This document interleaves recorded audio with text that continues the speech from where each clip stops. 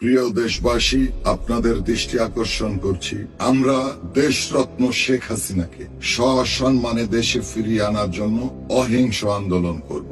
আমরা কখনোই যে কোনো রাস্তাঘাট বন্ধ করে আমরা আন্দোলন করব না। আমরা আন্দোলন করব রাস্তা মুক্ত রেখে। আমাদের আন্দোলন হবে অহিংস, কারণ গণতান্ত্রিক আন্দোলনে কোনো ব্যক্তির সুযোগ সুবিধা থেকে তারা যাতে বঞ্চিত না হয়, অসুস্থ রোগী যাতে আটকে না পড়ে, আমাদেরকে সেই দিকে লক্ষ্য রেখে অত্যন্ত সুন্দরভাবে জনসভা, শোক সভা করতে হবে। আপনারা জানেন 15ই আগস্ট জাতীয় শোক দিবস। জাতীয় শোক দিবসে অন্য বারের মতো এবারও সকাল 10টায় বঙ্গবন্ধুর মাজারে আমরা ফুল দেব, সকাল 11টায় আমরা শোক সভা করব।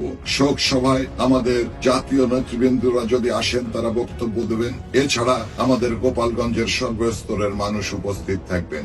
আর যারা গোপালগঞ্জের বাইরে বাড়ি, তারা বঙ্গবন্ধুর ভবন অর্থাৎ ধানমন্ডির 32 নম্বর বাড়িতে শ্রদ্ধা জানাবেন। আপনারা সকলে সকাল 7টা থেকে বঙ্গবন্ধুর বাড়িতে হাজির হবেন এবং সর্বোচ্চ শ্রদ্ধা ওখানেই নিবেদন করবেন। একটা কথা মনে রাখবেন, আমাদের এই আন্দোলনে সময় লাগতে পারে, কিন্তু আমরা কেউ বিচলিত হব না। বঙ্গবন্ধুর কন্যাকে সসম্মানে দেশে ফিরিয়ে না এনে আমরাও কেউ বাড়িতে নিশ্চিন্তে ঘুমাবো না। আমাদের সংগ্রাম চলছেই চলবে। জয় বাংলা, জয় বঙ্গবন্ধু।